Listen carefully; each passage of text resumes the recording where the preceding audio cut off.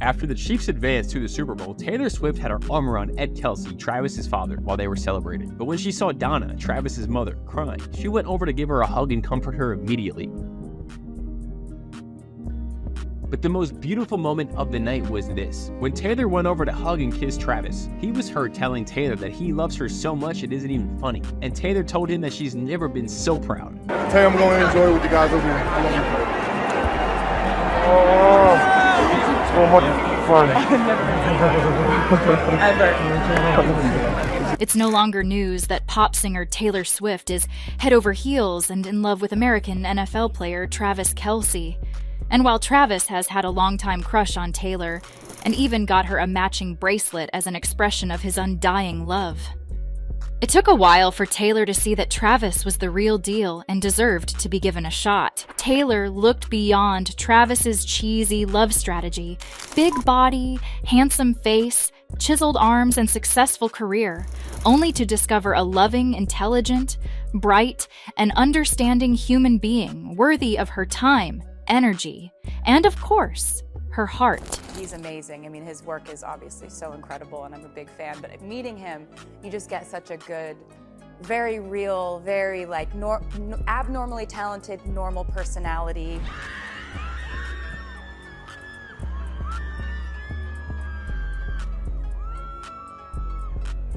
Taylor absolutely ripped it. She killed it. And it looked like she was having some fun up there. Y'all, at one point, I had given up hope that there'd be any man good enough for Taylor. I mean, time and time again, she has gone through horrible relationships and just couldn't find one man good enough to deserve her. But don't you worry, I think she's finally found someone good enough, and it's none other than Chiefs star Travis Kelce. Now, they tried to keep their relationship status hidden, but it looks like Taylor just can't keep it in anymore.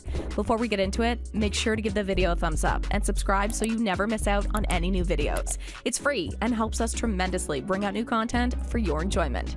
So there's this love story that everyone is totally on board with: Taylor Swift and Travis Kelce. Rumors about them dating started swirling in September, and it's got people reevaluating their own dating standards. We don't really know what goes on between them when they're not in the spotlight, but fans who kind of feel like they know Taylor on a personal level are just hoping that she's happy. Kelce seems to be the fairy tale guy that they were all secretly hoping for. I mean, he's hanging out on the sidelines of Taylor's Eras tour with her dad, singing along to Blank Space, and looking all happy when she tweaks the lyrics to shout him out. Plus, he's there to catch her for a kiss during the show and even praises her on his podcast. Taylor absolutely ripped it. She killed it. And it looked like she was having some fun up there. And get this, even before they were officially a thing, Kelce was already a fan with a friendship bracelet and a dream. Seeing how publicly supportive Kelce is of Swift has made some people think about what they want in their own relationships. There are folks online saying they're changing up how they approach dating now. Take Martha Mary Santos from Louisiana, for example. She made a TikTok video reacting to Swift and Kelce, saying she used to settle for the worst guys and thought it was normal. Travis treating Taylor so well was like a wake-up call for her. Plus, Taylor's actions are also proving it. Taylor Swift wrapped up another amazing show on the Eras tour, this time in Argentina. After rocking the stage at Buenos Aires Estadio River Plate on a Saturday night, she treated Swifties to a long-awaited moment, embracing and sharing a kiss with her sweet beau, Travis Kelce, backstage. The 33-year-old singer had the crowd buzzing during the concert when she tweaked the lyrics of her song Karma, crooning, "Karma is the guy on the Chiefs coming straight home to me." Karma is the guy on the Chiefs coming straight home to me. Fans definitely caught the shout out to Kelce, and the reactions were priceless. "Is she trying to kill us?" exclaimed one fan on TikTok, while another on X, formerly Twitter, wrote, "Dying crying, essing, peeing, clenching, vomiting." And Travis Kelce had a hunch that Taylor Swift might tweet. Travis is working overtime to prove that he is the boyfriend of the year. The man has raised standards to what it means to be a supportive boyfriend. Like, he not only flew to Argentina to support his girl at her concert, but he even dropped millions of dollars on a house just to enjoy more privacy with his woman. How romantic. And unlike Taylor's last boyfriend, Travis isn't afraid or intimidated by the extra attention that comes with dating someone as famous as Taylor. Neither is he afraid to let the world know he is really in love with her, and you know that it is something Taylor definitely appreciates, being super famous and all. But you know what really got us?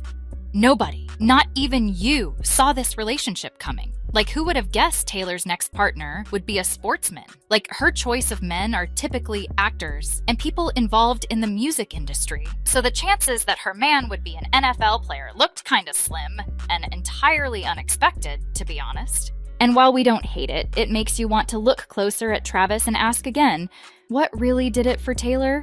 When did she decide that she really wants to be with this guy? Let's take a closer look. Guys, you know that saying that it is the thought that counts. Well, Taylor definitely saw Travis's creative thought process and was counting.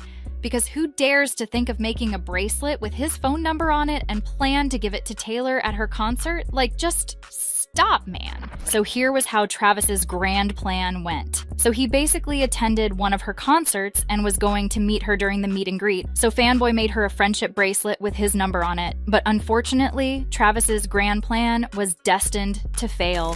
Taylor was a no-show for the meet and greet. And you couldn't blame her. She was obviously exhausted from her performance that night and just wanted to crawl into her bed for a wholesome rest. And although Taylor lost her chance to meet the love of her life that night, fate had other plans. Travis must have felt the sinking feeling of disappointment, so much that he couldn't avoid speaking about it on the podcast he runs with his brother. Speaking of Taylor Swift, I know you went to the Taylor Swift concert. How was it? Yeah, well, I was disappointed that she doesn't talk before or after her shows because she has to save her voice for the 44 songs that she sings. So I was a little butthurt I didn't get to hand her one of the bracelets I made for her. You made her a bracelet? Yeah, if you're up on Taylor Swift concerts, there are friendship bracelets, and I received a bunch of them being there, but I wanted to give Taylor Swift one with my number on it. Not right now.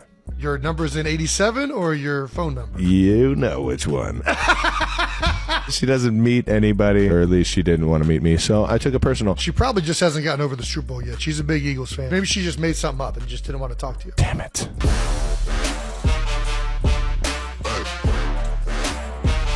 And because fate is somehow working a way out for this couple, Taylor would find out about Travis's interesting gesture to get her to date him. And she would later discover that Travis has had a massive crush on her for the longest time, and that he is a proud Swiftie despite being a famous and successful NFL player who has won Super Bowls. Now, Taylor was newly single, and there would have been a couple of celebrities shooting their shots at her in the DMs and at events, but somehow Travis managed to catch her interest. From Taylor's point of view, Travis talking about how much he likes her without ever meeting her kind of showed her how open he is. For her, it was a refreshing feeling. The openness was something she had longed for in her 6-year relationship with Joe Alwyn. See, she really was into Joe, and we don't think she hated the whole privacy thing, but in the end, it couldn't be sustained. And Taylor knew this. Except if you are living under a rock, you would know that Taylor's career is literally at its peak. She is literally that superstar. Our girl was selling out concert shows with thousands of people in attendance. She has released back-to-back successful albums, and honestly, her fame naturally demands that she is seen more publicly. So, all that sneaking around she was doing with Joe just became exhausting after a while. Do you guys remember what Taylor's public life was like back then? She was fire, from her secret sessions with her fans to over-the-top July parties, and those times she hit the red carpet with her many friends, then she would leave to have a wild night with them. All of that took a major setback, not just because of Joe, but also because of the never-ending online drama and bullying. The one that broke the camel's back has to be the one with Kim Kardashian. But after the pandemic, we saw her trying to make a comeback as a more present public figure, but it seemed like Joe was holding her back. So you could tell her lyrics in the song You Are Losing Me in 2021 were directed at Joe and how difficult it was for them to be together. She literally couldn't continue to live her life pleasing him. And then walks in this man who is unashamed to confess how deeply he was into Taylor, despite not being a couple yet. According to Taylor, Travis trying to get her attention with the bracelet was rather amusing, which led her to pay some attention to him. The singer also shared exclusive details with The Times, saying, "This all started when Travis very adorably put me on blast on his podcast, which I thought was mental as hell. Fast forward to a few months later, we spot Taylor at one of Travis's games, indicating that these two might be giving each other a chance. Of course, many of us assumed that was their first date, but Taylor clarified that they had hung out several times before the game. She said, "By the time I went to that first game, we were a couple. I think some people think that they saw our first date at that game. We would never be psychotic enough to hard launch a first date." She explained that before the game, they had a significant amount of time that no one knew about, which she is grateful for because they got to know each other better. It was actually in that period when she saw more than a man trying to gain a celebrity's attention and saw someone who genuinely cared for her. So far, with Travis, Taylor has been having the time of her life. It is like a weight has been lifted off her shoulders, and she can truly be the fun, loving girl who loves to be seen, having the best time with her people. The best part is that she now has a partner who is openly there for her, doesn't offer closet support, but constantly shows up for her, which is far from what she had with Joe. It is funny when you think about it. Joe literally attends her concert wearing a face cap and hiding from the camera. Who does that? You can't even openly support your girl at her concert? Come on. Let's not forget the very awkward video of Joe dragging Taylor into the car, trying to avoid the paparazzi.